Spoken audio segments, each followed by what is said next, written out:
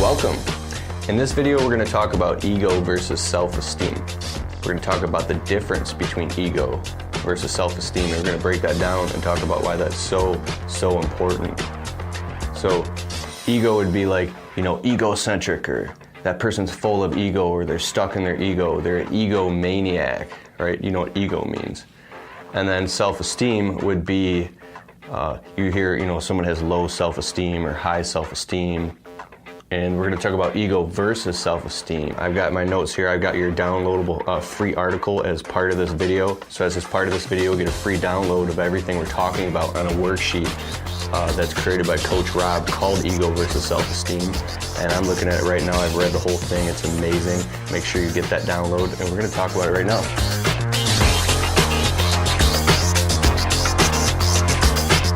Right, ego versus self-esteem. They're actually reciprocals. They're not the same thing. They are opposites of each other. So to have both of them create certain conflicts or controversies between the two of them. And as people, we are unique in the sense that we have the capacity for egocentrism, to be egocentric or to be egotistical or egomaniacal. So when we're born with healthy, full self-esteems. As we go through being socialized or enculturized, we bump into things. We bump into our parents' ridicule. We bump into betrayal. We bump into neglect or abuse. Mm-hmm. And these things are painful or hurtful. They're destructive to our self-esteem. They chip away at it. And so our self-esteem lowers.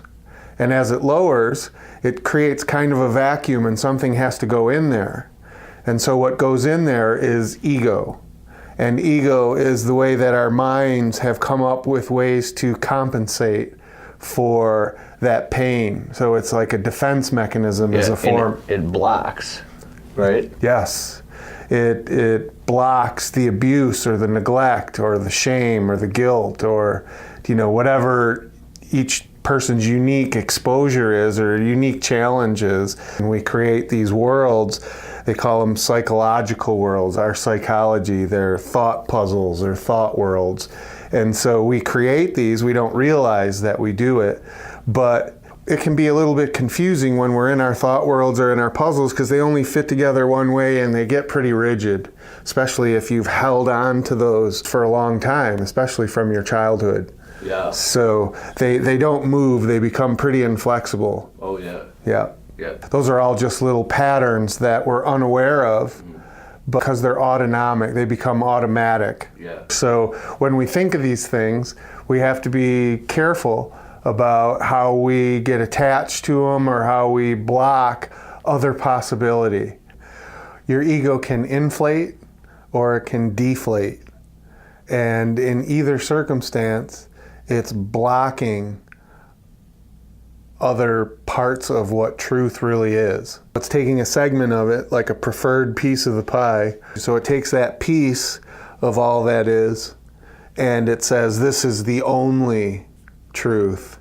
Your truth isn't even truth at all because it conflicts with this little piece of truth. So it blocks other possibility for truthfulness.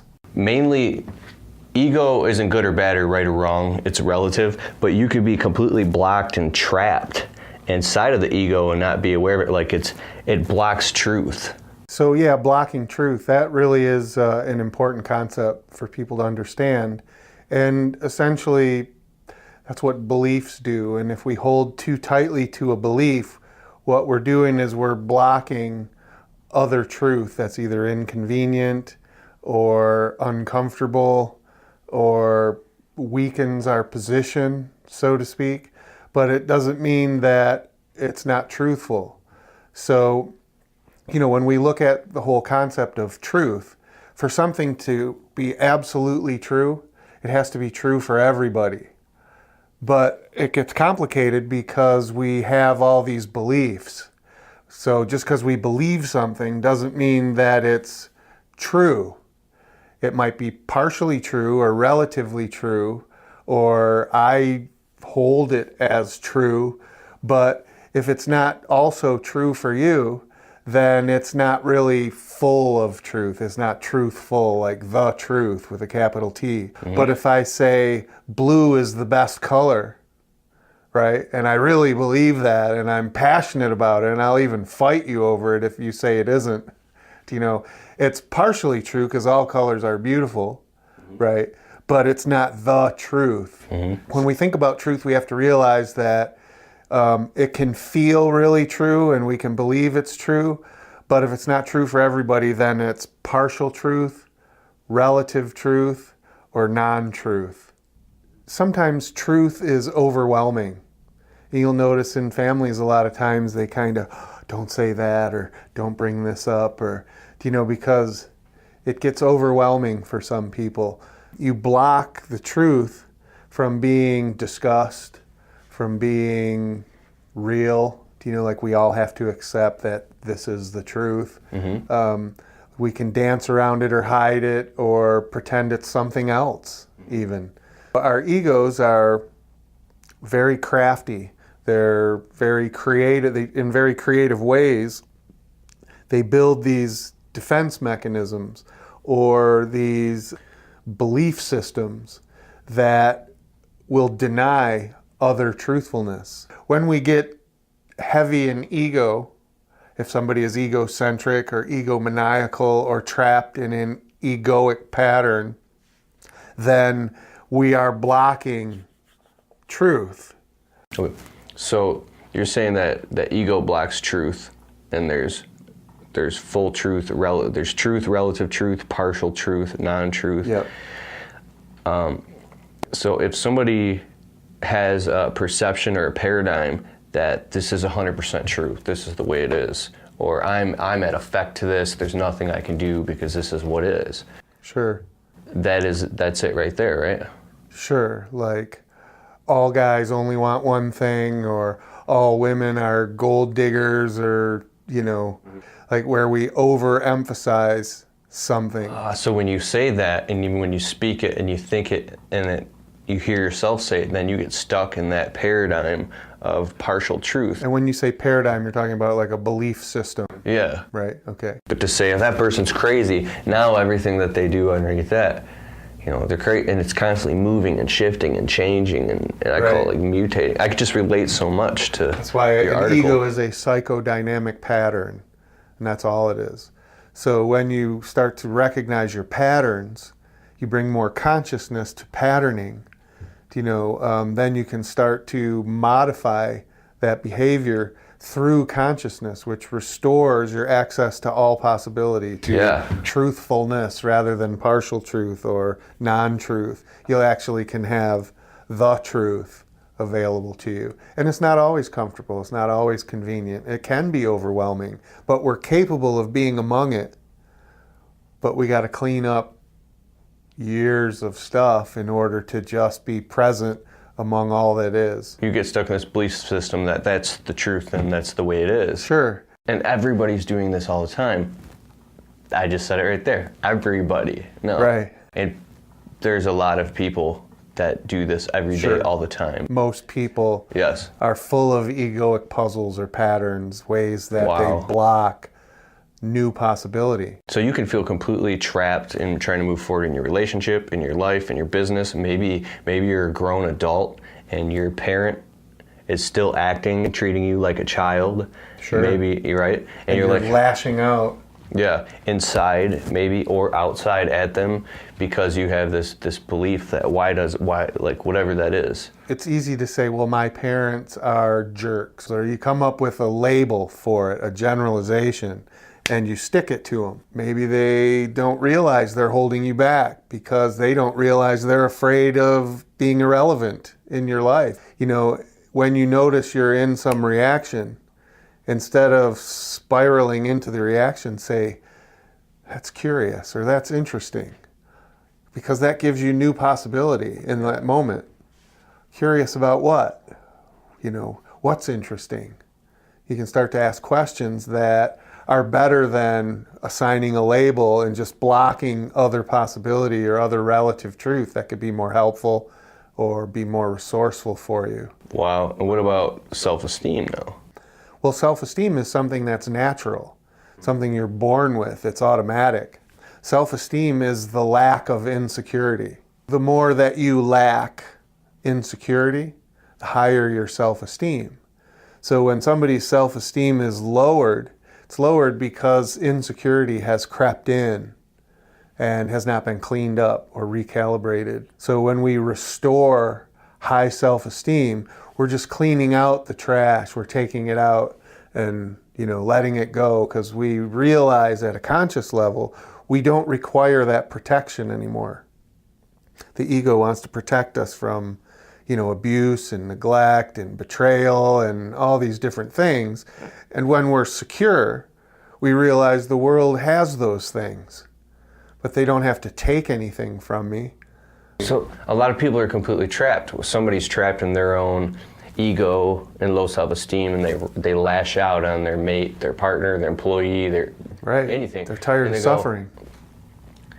You always do this all the time. Always. Always. You never do this, right? And then the person who's on the receiving of that, then their heart rate elevates.